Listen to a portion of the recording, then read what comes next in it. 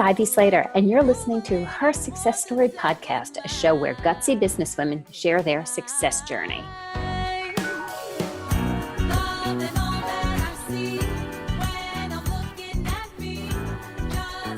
It's Ivy Slater, and welcome to today's episode of Her Success Story.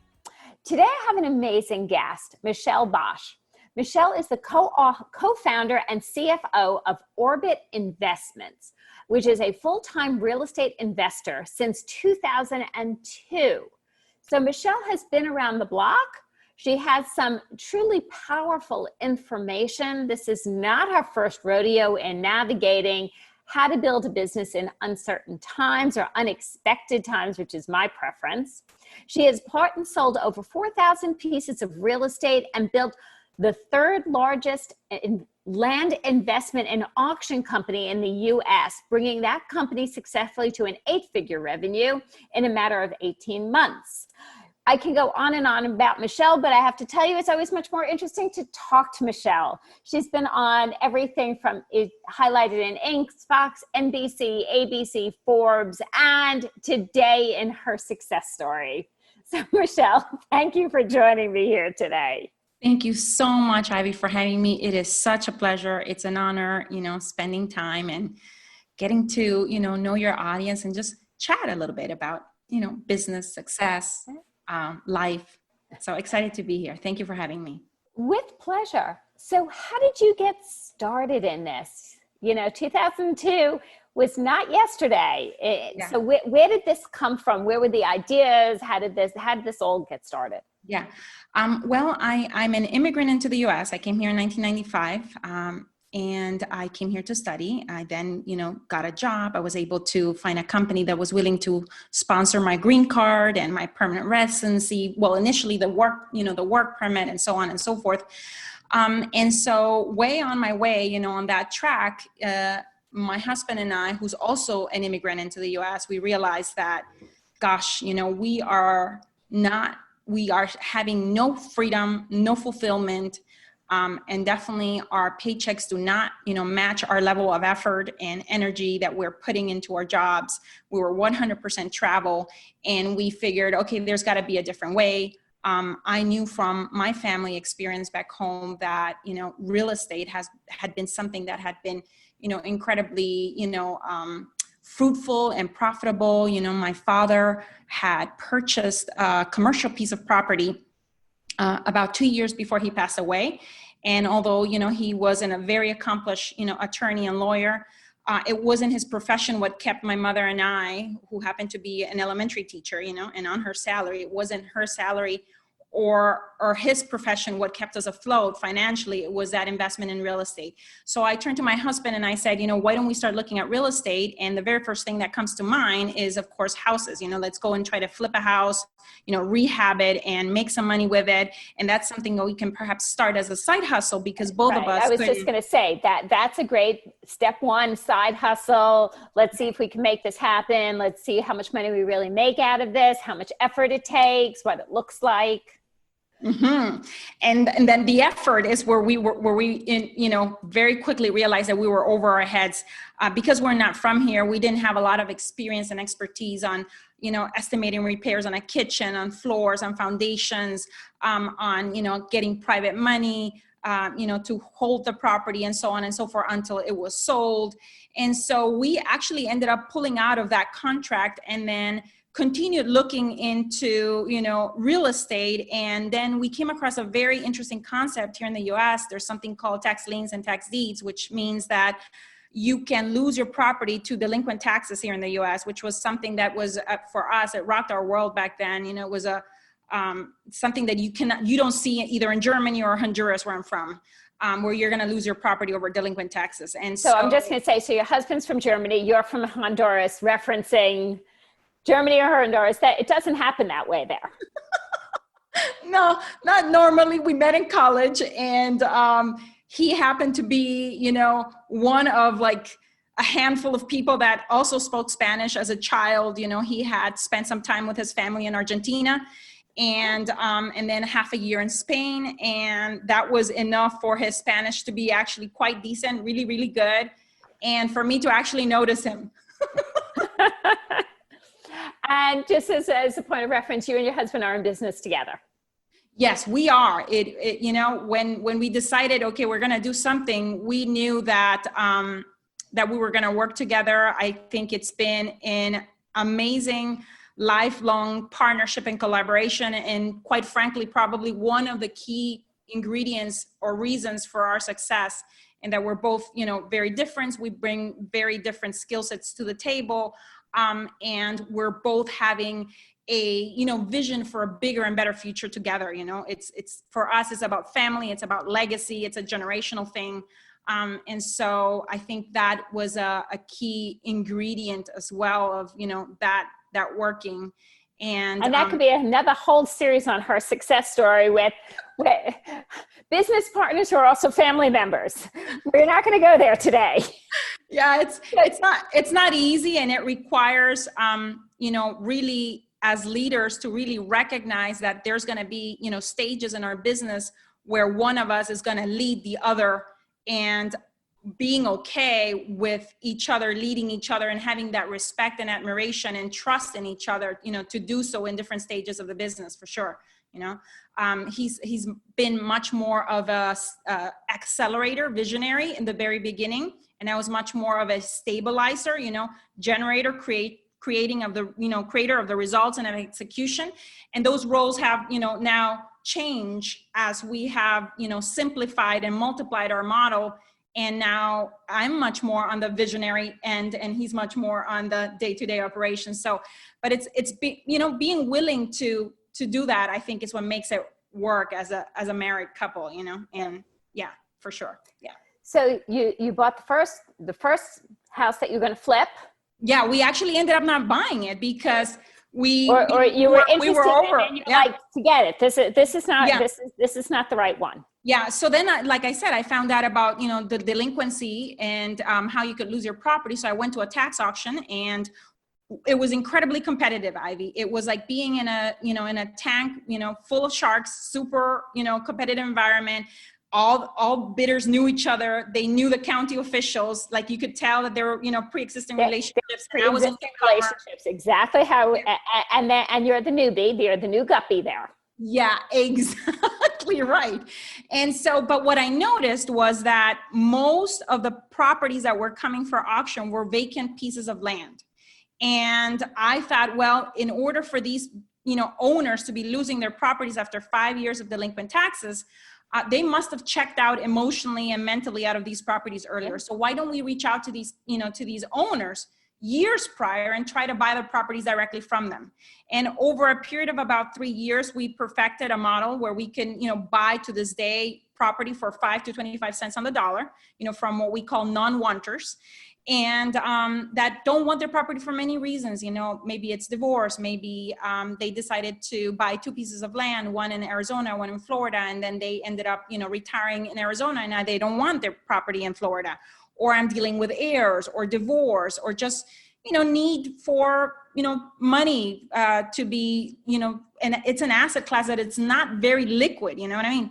And so all of a sudden you come here and you are able to offer them something for something that they don't want anymore. And I'm able to, you know, I became a student of online marketing, and I'm able to sell that property then very, very quickly, either at 60% of market value or 100% of market value, depending on whether I wholesale it or I use seller financing, where they give me a down payment and they make monthly payments every month, and I become the bank essentially. Right. And so that's basically how we started. And, you know, the very first year was, while still having a job, both of us, we did about 60 of those deals where we flipped a piece of property, basically a piece of land. And so you would identify, so I'm just going to clarify this. You would identify the land that has been sitting vacant, that has tax issues behind it. It's year 1, it's year 2, it's year 3. It's not at year 5 that it's going for auction. Yeah. So is year 3, I'm just going to take a guess. Is year 3 that sweet spot? It varies. What I found with time is that actually whether people were delinquent or not, just vacant land is something where the owner is not as emotionally attached as as your home. You know what I mean? It's true. And now we actually buy property whether it has delinquent taxes or not. You know what I mean? And but I would say that there's probably a little bit more motivation if you're in year 2 and 3, if you've tried to sell it with a realtor and the realtor thought that they're going to be selling a piece of land like they sell a home, where you can just stage it, turn the lights on, have a great photographer. And that's not how you sell a piece of land. You have to sell the dream of what is possible with a piece of land. You know what I mean? You're selling a vision. Exactly. Not the land. Exactly. And so and a lot of people want to sell and want to cash out, and we offer the possibility of that seller financing, where we can create basically essentially mortgages or notes on the piece of land and create passive cash flow. And so that was our ticket to what I would call the beginning or the cornerstone of what we call forever cash, which is that elusive holy grail of passive cash flow that when you hear people talking about in real estate, which truly does exist. And so we started with land. However, that passive cash flow, when the note is paid off, comes to an end. And so, we found ourselves in 2009 with a ton of liquidity, right after the 2008 recession, from continuing to be able to flip land remotely, because we don't have to go visit the property. I don't have to meet the seller, and I don't have to meet my buyer. And we started to, transfer or allocate some of those cash profits and cash flow into single family homes for buy and hold, for longer term. And that was about 2009. We purchased about 50, single family rentals in 3 different markets. And then in 2015, hold on before you go there. So I want to touch on, you mentioned you're in Arizona. Yeah. So your business is not just in Arizona. I just want to kind of have our listeners get a clear picture. When you talk about 3 different markets, you're not talking Phoenix, Scottsdale, and so explain. So let's give a little background. So on the land, I actually work across 17 states, and that's because there's so much land out there that we barely touch the of what is possible in terms of the land, in terms of growth for the land business. And we try to stay, from the middle of the country south, so that year round I can, I'm able to market that piece of land, because it's hard to market and sell a piece of land if it's under, however many feet of snow in the winter. So I try to, to stay from, the middle of the market south, but anywhere, from the East Coast all the way to Hawaii, So, anywhere where there's, sunshine for most of the year, and that I'm able to sell actually to some people from the northern states that want a piece of sunshine in the south. You know what I mean? So that's for sure. And on the single family homes, we were able to buy here in Phoenix at the beginning, houses for $40,000, $50,000, put $10,000 of repairs, and then start renting them for $900 or $1,000 back in 2009. And then we moved to Omaha, Nebraska, to another market that had the opportunities of buying that price range of property for cash flow. Then I moved on to Cleveland, Ohio, and so on and so forth. So as Phoenix became again higher priced, I had properties that I had bought for $50,000 that now were worth $200,000, $250,000. And that I could sell what I call little house. I could sell one little house and then buy 4 in Cleveland, So it's a matter of like moving, depending on where the market cycle is of each city, moving, that money and, to a different market to be able to, with that same money, multiply your returns, kind of. So when we're looking at this as a big picture. Yeah. Okay. So you referenced 2008 and 2009. Yeah. A time that we had a recession in our lifetimes, our first recession versus like my parents or anything like that. Yeah. And what it looks like to navigate during an unexpected time. 2020 has been a wow, Yeah. unexpected, Turn of events. Yeah. I love that turn of events in what we projected and planned for this year business wise, and then what some of the things we're navigating. Mm-hmm. So with that information, how have you and your husband looked at this business and navigated some of these unexpected times and used it as opportunity? Because that's one of your really unique spots, Michelle. Yeah. So I think we just happened in the first time around, it was pure luck. We knew that the market was overheated. And so we put the pedal to the metal and, started selling land like crazy. And we didn't know if during a recessionary period, we were going to be able to sell as much. What was to our surprise was that actually we were able to sell and we couldn't hold inventory long enough. For some reason, people, in a recessionary environment, no longer think of, okay, I'm going to go live la vida loca and go on trips to Europe, but rather perhaps want a piece of land 2 hours north, of Phoenix, or closer to the beach or closer to a lake. And I'm going to spend, my summers or my weekend getaways with my family there. And so this is exactly what we experienced in 2008, which we didn't expect.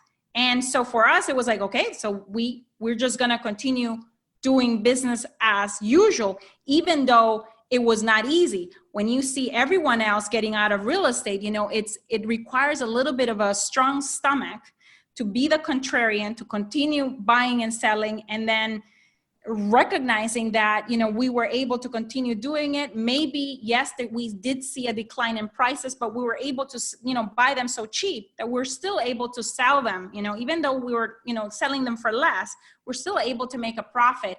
And when it came to our notes, that we saw very minimal default rates, 5 to 8% default rates that we were able to even mitigate by being creative and offering modifications. Just like the banks were doing modifications on the houses, we're modifying loans on our land as well, and helping people basically stay with their land, modifying the monthly payment, tagging any missed payments till the end, kind of like a bank would do, you know what I mean? Right. And so that has given us, I think, now in this 2020 recession, the ability to, with much more confidence, out of experience, not out of optimism, but out of experience, be able to say, okay, this is an asset class that it's not necessarily 100% recession proof, but it's very recession resistant, where I'm going to double recession resistant. Yeah. Where I'm going to double down, and instead of, putting the brakes on my mailings to continue to acquire property, I'm going to actually, throw more money into, my marketing campaigns, acquire many more, because I know I'm going to be able to sell them like I did in the past, which is exactly what's happening. We've been it's been selling like hotcakes, and on the housing and on the apartment side, because in 2015, we decided to start investing in large apartments, 100 plus units at a time. And what we have seen in our 2 sets of asset classes where we're more of a buy and hold, in the single families, 100% collection rates and rent. In the apartment side, 90 to 96%.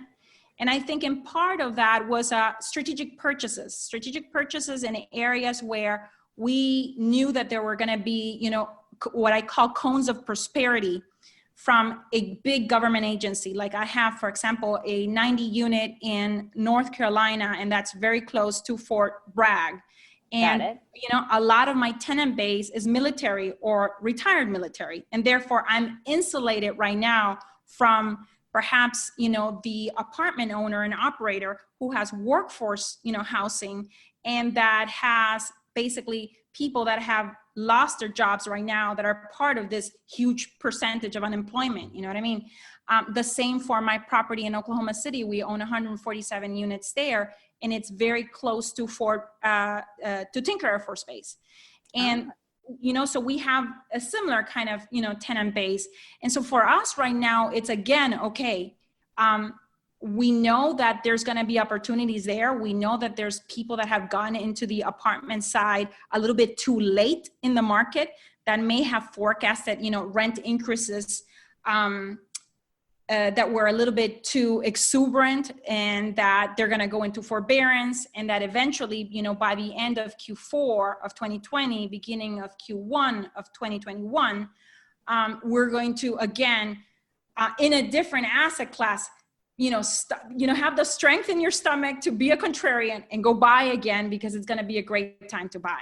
So, it's positioning yourself during this time for us. It's positioning ourselves to create, the liquidity that we're going to be needing and the capital that we're going to be needing to, number one, be able to capitalize on those opportunities. Right. So and number two, one, is taking more in opportunity. Yeah. Got it. And also to make sure that we're adequately capitalized to hold the existing portfolio. You know what I mean? Right. So, absolutely. Yeah. So that's basically been our focus. But what has surprised you in building this business for, a little shy of 20 years now? Yeah. What has surprised you in this? What has surprised me? I think, I don't know if it's a surprise. Well, it was a surprise, and it's much more of I think a personal surprise. It's not necessarily business wise, but it does apply to business, because I bring my whole life to it. And that is the fact that in 2011, it caught me by complete surprise, the fact that I kind of hit a wall. I experienced an incredible level of burnout that was humbling, to say the least. It was, I didn't have energy mentally, physically, to do nothing more than, bring my daughter back then to school, come back home, lay down, sleep, and get ready to go pick her back up like around 2:30 in the afternoon, and maybe spend a couple hours with her, helping her with homework, and then be completely spent. Mm-hmm.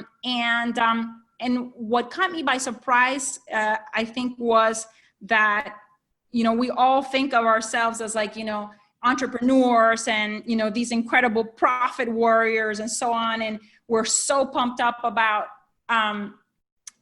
bringing our visions to reality, that we forget about self-care, about, taking time to smell the roses.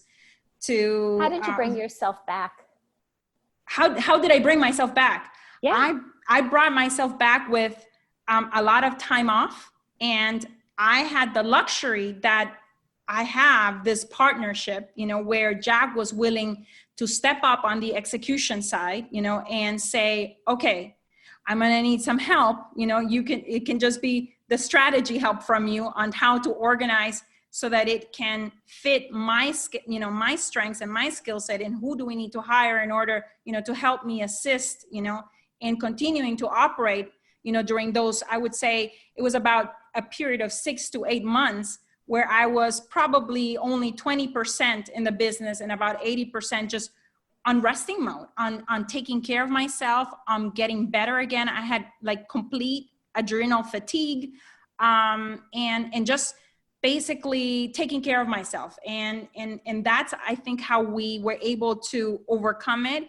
And that's how we were able to really position ourselves to get stronger, I think, and come out of it stronger, from the point of view of that, when we were hiring, our hiring decisions were not just from the point of view of meeting a skill set, but we were hiring from the point of view as, does this person have leadership potential, and do they align with our vision, and do they align with our core values? Which for me, prior to that moment, I'm a very black and white. Like, I'm a CFO. I'm like, I don't have time for like wishy-washy drama. I'm like, you know what I mean?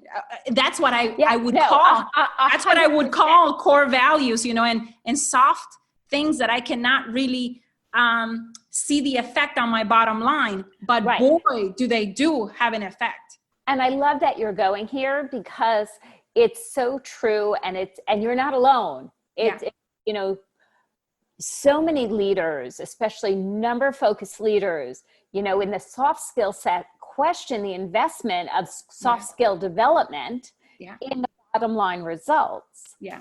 Yet when you are building a team and you are coming from a place of values, when you're coming from a place of strong interpersonal communication, great listening skills that develop into great leadership skills. Yeah. It's not the short term, it's the long-term growth number. Yes. And I mean, the moment that we started hiring from that perspective, our retention, skyrocketed.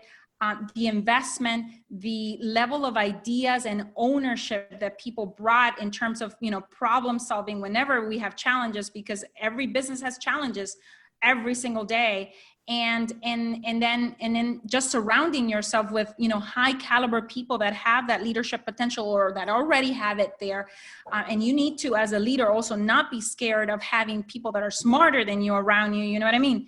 To bring you to that next level. And I think, in my situation, because I was, a lot of the execution rested on me, and because I was so tired, sick, we had no other choice. We had, our kind of like our back against the wall in terms of like, okay, how are we going to do this, and how are we going to move forward?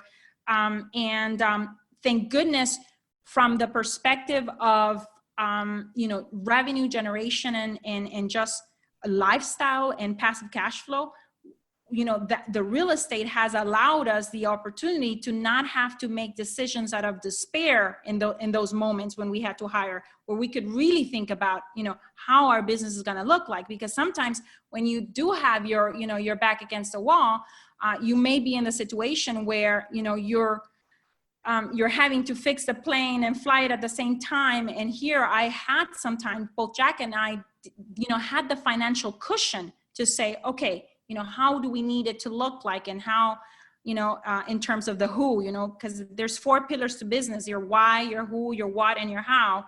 And my focus had been on the why, the what, and the how, never the who. Like the who, I always figured I can always fix it with process. I'm a very process-oriented person. And it's the CFO in you. Yeah.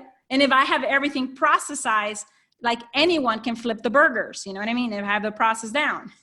But then, you don't want just somebody that flips the burgers, but actually someone that helps you grow and bring you to that next level. And so that's when, when we started putting our attention to the who, things came with ease. Our growth and our expansion from that moment was not so forceful, was not so, I want to say, masculine. And it was much Share more about this. Yes. I fall into, as a woman, I fell into the trap of like, I can do this better than anyone else. I am an amazing generator of results. And that is very linear, very masculine, very forceful. In my view now, energy versus I'm going to, go look out for help for others that I can collaborate with that are, amazing transformers that maybe are, leading at a higher level than I am. And I'm going to bring them, and I'm not going to feel threatened by that. And on the contrary, I'm going to, thrive in that, in that environment. And I'm going to come and have them help me, take over some of this generation so that I can be more on creator mode, on giving birth to new visions. You know what I mean? And for me, this giving birth of new visions is more creator energy, which is more feminine energy. Okay. Yeah. You know what I mean? So that's why I say that. And so with that, I have experienced a growth that is much more harmonious, much more in harmony versus forceful expansion. You know what I mean? What do you see for business leaders, and as we start wrapping this, for business leaders continuing to navigate through 2020 to move to 2021? What are some of the tips or thoughts that, as somebody who's been around the block, you'd like to share? Yeah, absolutely. I would say from a point of team and from a point of product offering for revenue generation, you want to have products and offerings and team in your business that are stabilizers, that like you have a flagship program or a flagship service that you understand really well and that you can continue to increase and deliver amazing value to your clients right now in these circumstances. Continue with that, you know what I mean? And if you already have that, like zipped and buttoned, and you have a head to that horse, continue having that stabilizing energy and entry of income and inflow of, of revenue and profits from that. But also keep your eyes on the ball, or have someone in your team that can also be an accelerator, because strategic growth comes with two tensions in my mind: stabilizers and accelerators. And this is what stays the same, and this is what changes and what creates innovation. Because right now there's going to be tremendous opportunity for new models, for new things, for new ways of doing what you're doing right now predictably. But you can, but because you have that predictability here, it affords you the opportunity to go and test new stuff out. Don't be scared to test new things, because that could just be the one thing that accelerates your business and that creates so much innovation in the marketplace that, that really changes the landscape of how your business is going to look like, come, 2021, 22, 23, we want to always keep like, okay, this is what's working for me right now, but how do I want to emerge from these on the other end? You know what I mean? And that view. And if you're stuck in your business in the day to day, you're going to be in generator mode, and you might not be able to see this. So you need to sometimes step out of the business to be able to see how you're going to emerge on the other end, for sure. And bring in that kind of like accelerator energy that I like to say, because it's innovative, it's new, it's changes, and so on and so forth. Yeah. So I love finishing on this note, because it's 100%. I 100% agree with you. There's an enormous amount of innovation coming through this. There's an enormous amount of opportunity coming through this.